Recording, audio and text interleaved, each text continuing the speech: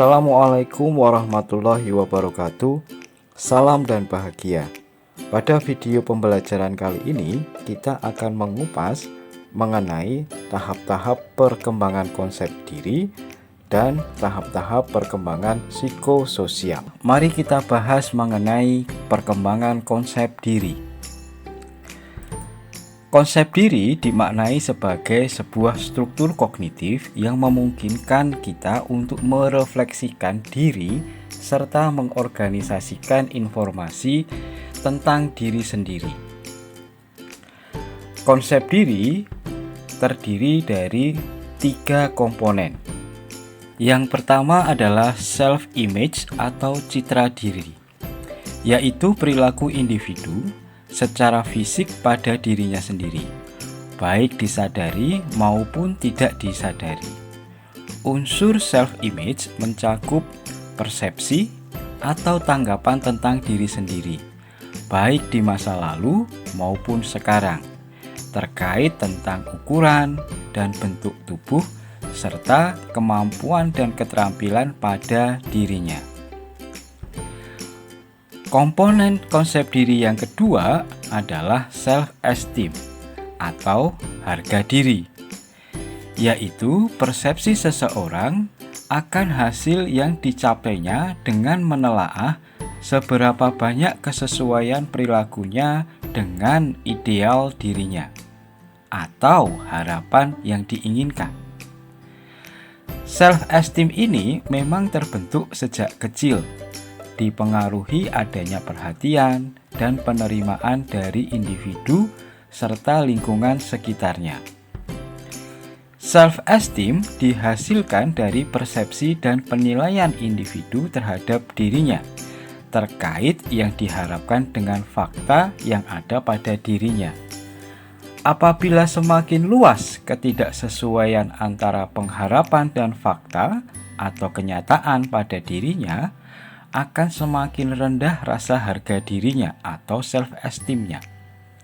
Sebaliknya, apabila individu tersebut semakin mendekati ideal self-nya atau pengharapan atas dirinya dan menyukai atas apa yang dikerjakan, maka akan semakin tinggi pula rasa harga dirinya. Komponen konsep diri yang ketiga adalah ideal self, yakni persepsi seorang individu mengenai bagaimana individu tersebut semestinya berperilaku berdasar pada standar pribadinya dan terkait dengan cita-citanya. Pembentukan ideal self ini mulai ada sejak individu itu berada pada masa anak-anak dan dipengaruhi pula oleh individu lain yang berada di sekitar dirinya.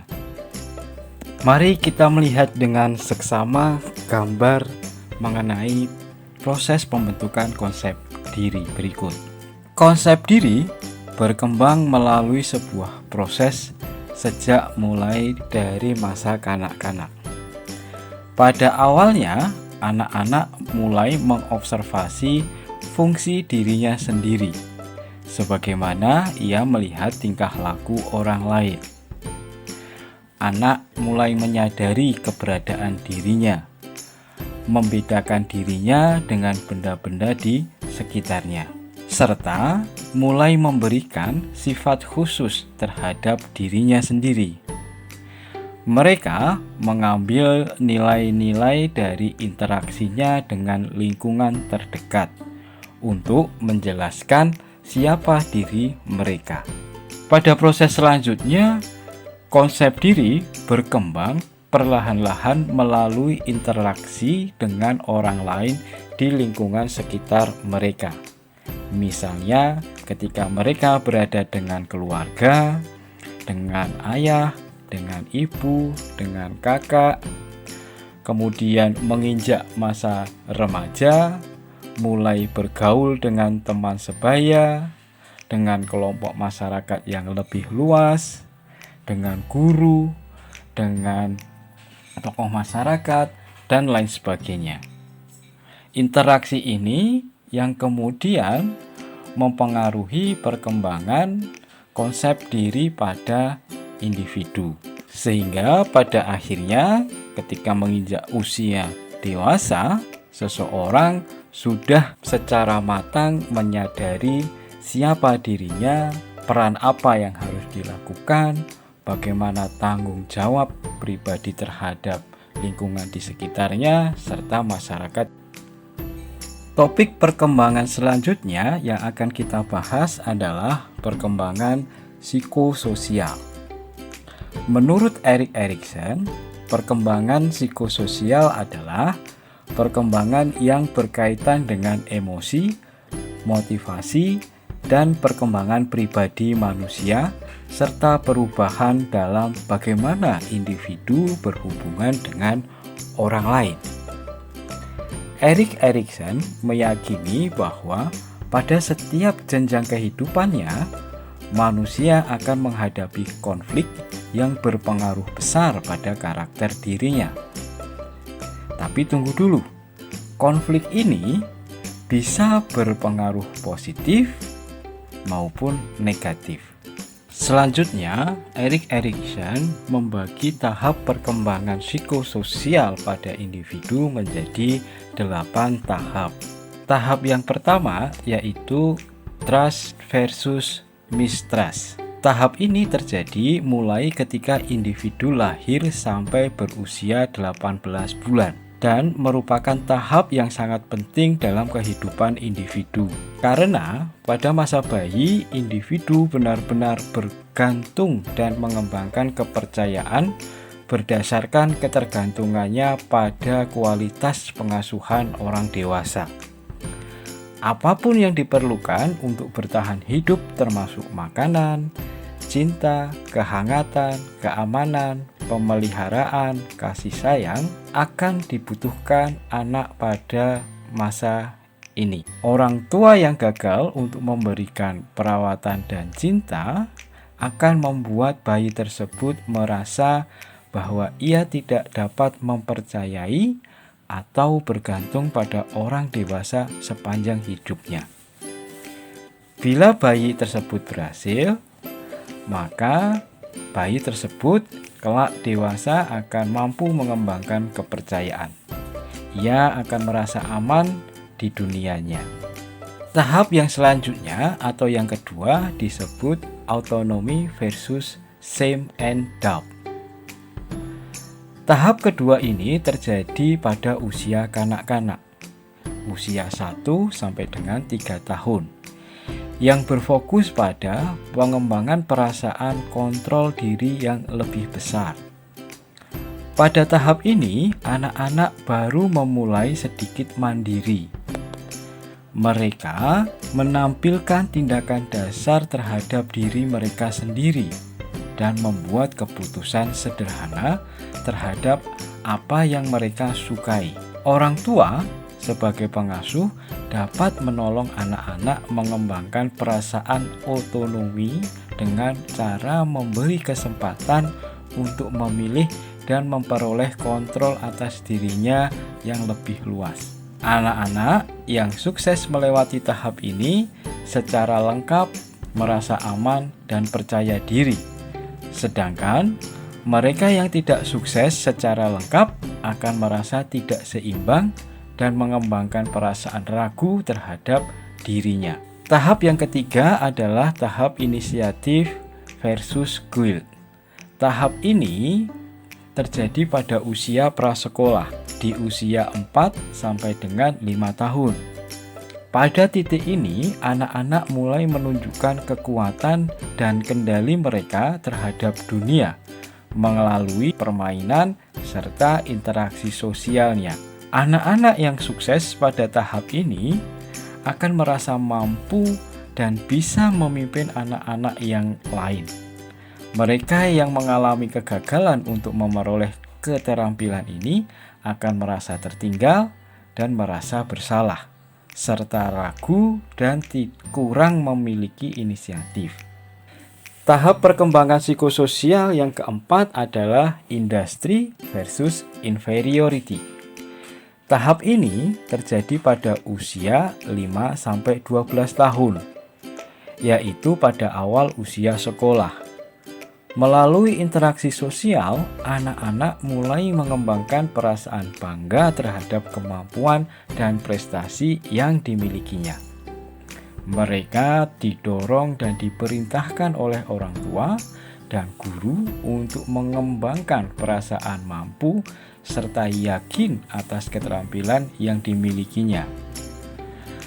Mereka yang menerima sedikit atau tidak mendapatkan dorongan dari orang tua, guru, atau teman sebaya akan meragukan kemampuannya untuk sukses. Pada tahap perkembangan psikososial ini akan menumbuhkan kekuatan yang dikenal sebagai kompetensi, di mana anak-anak akan mengembangkan keyakinan terhadap kemampuan untuk melaksanakan tugas-tugas yang diberikan kepada mereka. Tahap selanjutnya adalah tahap kelima, yaitu identity versus confusion. Tahap ini terjadi pada usia remaja, 12 sampai dengan 18 tahun. Pada usia ini, remaja sering mengalami pergolakan. Tahap ini memainkan peran yang esensial dalam perkembangan perasaan memiliki identitas diri yang akan mempengaruhi perilaku dan perkembangan hidup selanjutnya.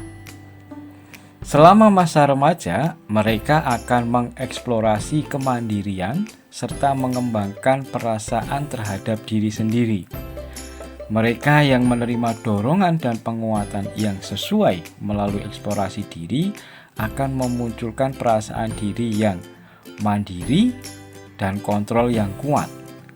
Sedangkan mereka yang tidak akan merasa tidak aman dan merasa bingung terhadap diri sendiri serta masa depannya.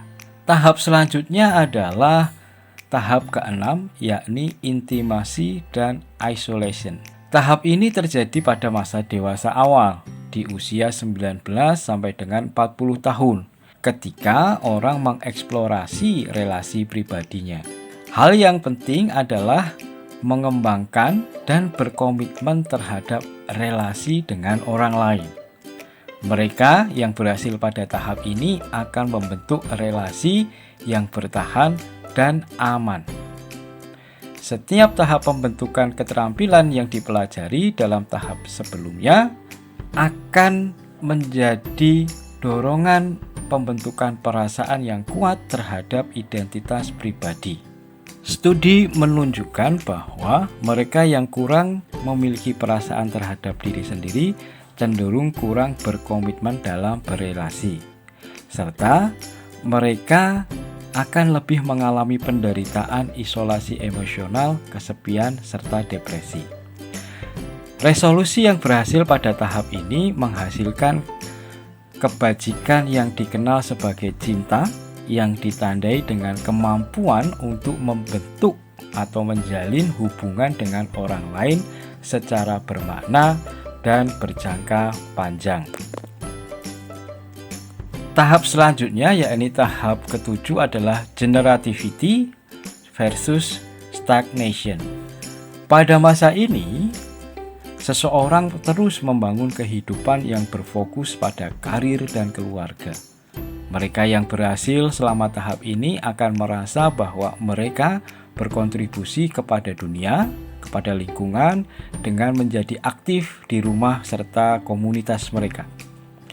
Mereka yang gagal untuk memperoleh keterampilan pada tahap ini akan merasa tidak produktif, tidak terlibat di dalam lingkungan serta masyarakat.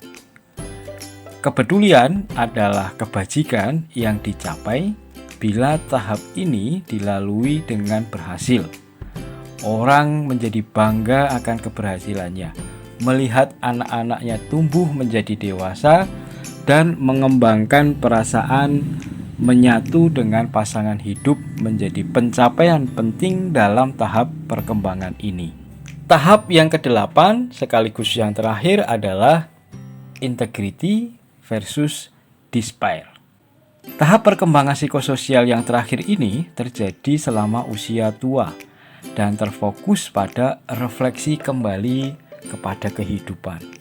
Pada masa perkembangan ini, orang melihat kembali pada peristiwa-peristiwa dalam kehidupannya dan menentukan apakah mereka bahagia dengan kehidupannya selama ini atau sebaliknya menyesali hal-hal yang telah diperbuatnya. Mereka yang gagal selama tahap ini akan merasa bahwa kehidupan mereka telah tersia-siakan dan akan mengalami banyak penyesalan. Individu tersebut akan memendam perasaan kepahitan serta putus asa. Mereka yang merasa bangga akan keberhasilannya akan memiliki perasaan integritas. Keberhasilan melewati tahap ini berarti mengenang kembali masa lalu dengan rasa puas. Individu ini akan memperoleh kearifan, bahkan berani menghadapi kematian atau siap untuk berpulang.